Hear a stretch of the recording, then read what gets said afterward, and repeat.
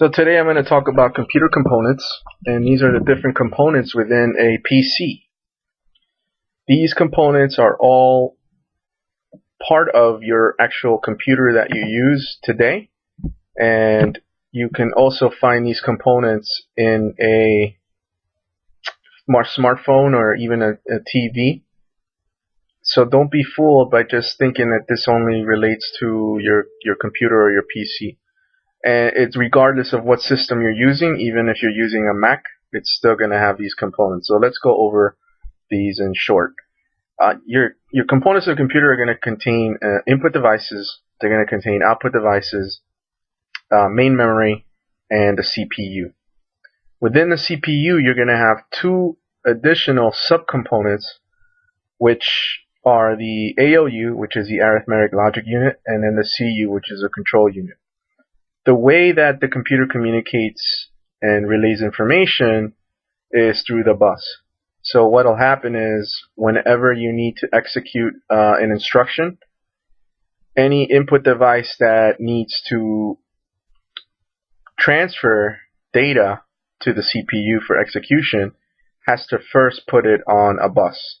And then the CPU itself will pick it up from main memory, because all data has to go through memory and then the CPU. Kind of a little bit of a lag, but that's just the way that computers are architected today. So anything that's coming in from an input device, for example a keyboard or a keystroke, has to first go into memory, main memory over here, and then after main memory holds it as a buffer, it'll put it down through the bus, and the CPU will pick it up and execute and decode that keystroke, and then finally send it out to output. And again, it can't just send it out through to your monitor. It has to put it out to the bus, and then the output device will pick it up from the bus. So a couple of terminology terms here that you should be a little bit familiar with, but again, this isn't something that's required for you to program, but it's good to understand how things work within the system inside, because this way you'll have more of appreciation for memory and how certain programs act slower than others. So what I mentioned before is the first thing is the CPU. That's basically the brain of the computer, and this is going to control and supervise the entire system. Think about the CPU as just the brain. Okay, and then within the brain you're going to have two major subcomponents, which is the ALU, the arithmetic logic unit, that handles all arithmetic operations and logical operations, and very important logical operations, because that's what's going to be used in programming as well as some arithmetic. But in programming, because we have selection statements like your ifs and else, that's what is handled by the ALU. And then after that you have the CU, which is in charge of, it's basically called a director. It's going to process instructions and it's going to direct the flow of information. So earlier I mentioned that if you look back on my slide, everything has to go through the bus, and all the information has to be put on the bus to be transferred. So the CPU handles all this data information flow as to what's been put on the bus, what it needs to pick up. It tells the output device, here's something for you to pick up. Main memory, are you ready to give me the next instruction? If you are, then please give it to me. And then it also looks at this input device and says, oh, is this coming from an input device? Is there data coming in from main memory from an input device? And so on. That's what the control unit does. Then we also mentioned the main memory part of the computer. Main memory stores information that is processed by the CPU. And again, you've heard that nowadays systems have 16 gig memory, 32 gigabytes of memory. And this is what makes systems fast.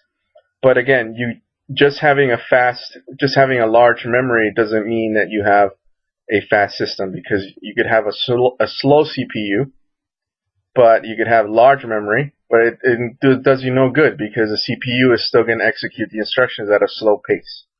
So you kind of have to balance, they have to balance each other out. Nowadays, you're going to have a pretty good processor, pretty fast dual core processor. And when they talk about dual core, not to deviate from what I'm trying to teach you here, but when you talk about dual core, it means you have two processors in one. Basically, you're going to have twice the workload, twice the execution than you have in a single processor system. So remember, the CPU is always going to execute instructions from programs. The way that program execution works is everything gets loaded into memory, and then the CPU will pick up instructions from main memory to execute. Now imagine now on the old days you really only had, and I talk about the old days because I grew up in the 90s and the 80s, but you only had single CPU processors, which in turn made it a little bit slower, right? So you'll have programs loaded into memory, and then the CPU would have to execute each instruction one by one on a single CPU. But now you have 4-core, 6-core, 8-core, quadruple X, triple X core. You have multiple CPUs to your disposal to execute different instructions. So that means you could sort of have different programs running in the background and in the foreground at the same time. And I'll get into that a little bit more as far as how the main memory interacts with CPU, because then there's also one thing that I didn't put in, which is important and you should know, is cache memory. Cache memory is usually inside the CPU, and it'll be somewhere around here, but cache memory is a little bit smaller. It's a lot smaller than main memory. Not a little bit, but it's a lot smaller than main memory. And then that'll actually speed up your execution times. Not because it processes information, but because it's more of a buffer that's held close to the CPU. So remember, CPU is only in charge of executing instructions, decoding instructions, directing traffic. Main memory is more of a buffer. It just holds information for the CPU to pick up. And then you have input devices, which allow you to enter information into the computer, an example of that is obviously your keyboard. Keyboard, you enter keystrokes, and then the information goes in. So think about this. When you type in the letter K, K comes in from the input device, gets put on the bus. It goes down the bus into main memory. CPU says, okay, I need you do something with whatever you just typed in, so it'll pick up that K into the CPU, decode the instruction for it to actually display on the monitor, and then execute that instruction. It says, okay, this instruction says I need to send it to the monitor, so I need to send it out to the output device. So it'll send it out through the bus to the output device. And that happens instantly because remember, if you're a fast typer, it's going to automatically just send all those keystrokes all the way from input to the bus. So again, CPUs are incredibly fast, so you really don't notice. But you got to remember that there is a process that it's got to be put on the bus, picked up by main memory, and then CPU will pick it up from the bus because it's been put down through main memory, and then it finally goes out to output. So, but nowadays processors are so fast that you don't even notice. This is the blink of an eye. But I'm giving you more of a detailed deep dive onto what actually happens when you process an instruction, and that's what basically software is. It's just a bunch of commands that you're putting into the computer, and it's going to execute these commands and be executed by the CPU. And then you have your output devices, which allow information to be transmitted from the computer. And two examples that I put in here is a screen, a monitor, and a printer, right? Because sometimes you may want to print information. So what happens is, again, let's say I go on PowerPoint and I say print. I click print. So print in general is really just an instruction, and it's an instruction that needs to be decoded by the CPU. So print instruction goes into main memory along with the data that it needs to print, right? So let's say I want to print this slide. It's going to put it all in a format called binary. Again, the computers don't understand text. All they understand is their own language or code, not language, but a code called binary code. And it's put into main memory, and then the CPU will pick it up from main memory and say, okay, I know that this is a print command. This binary code is a print command, and this is all the data that I need to print out. So it says, okay, the code, execute, and it says, okay, I need to print out to the printer that is the default printer in my computer. So it's got to put the information back on the bus, again, binary code, zeros and ones, and it's going to go out to the output device. And that basically is all in a nutshell of how an output device, input device, and how they all interact. Now, the other concept that I want you to be familiar with is hardware versus software. All right, what we're talking about is all hardware. This is all hardware, okay? But what actually does the direction and all this picking up of information, executing of information is software. So one really can't act without the other. So you have to have software to act on top of the hardware. So your hardware is pretty much your primary layer, and then the software goes on top of this to execute all these instructions that are put on these components. So if we talk about hardware versus software, the physical devices are called hardware.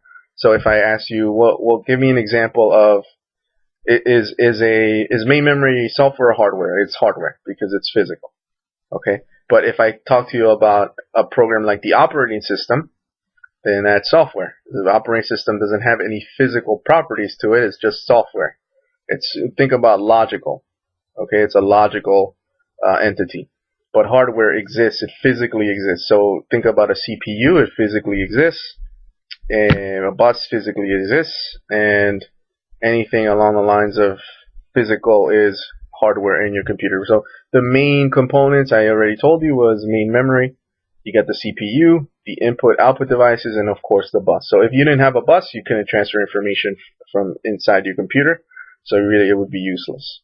Okay. Now the programs that control these processing steps, which I just showed you, I give you a little bit of an overview of how software is executed, is controlled by the software.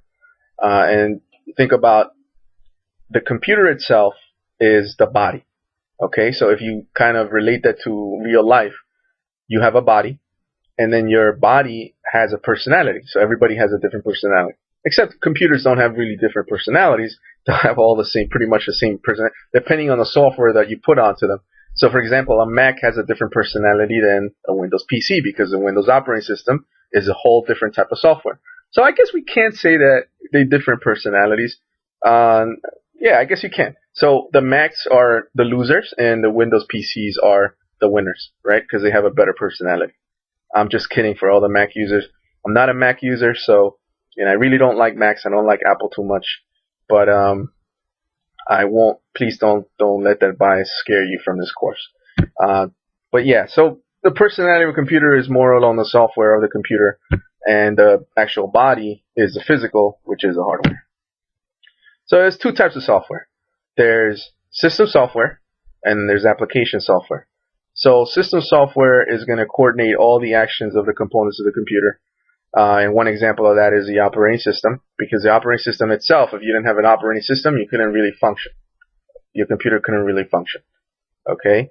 You really couldn't run programs on it because the operating system is more of a parent layer software where all the children software are going to run on top of this.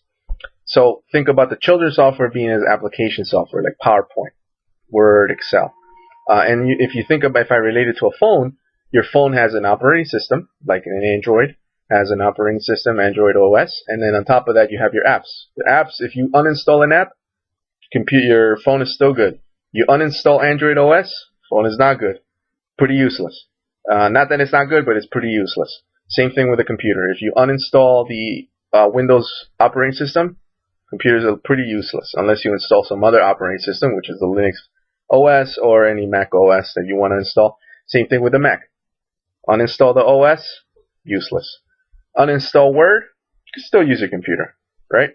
So if you're trying to differentiate between application and system software, you can think about system as necessary software, where application software is not really necessary. It's more of a problem-solving type of software. So application software solves specific problems which are not critical to the system. So just a summary of the computer system itself.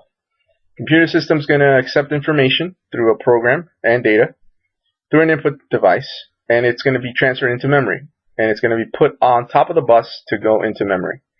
Information is stored in memory, and it's going to be fetched by the CPU. CPU says, okay, give me a couple of instructions for me to decode and execute. So the control unit is going to decode your instructions and decide whether it needs to do any arithmetic or logical operations on those instructions. So if it does, then it's going to say, I'm going to pass it out to the ALU, The ALU will execute these mathematical and logical operations, and then after that, the CU tells the CU, I need to send this out to output. So the CU will put it on the actual bus, and it's going to go into an output device if need be, just like I explained earlier, the print command.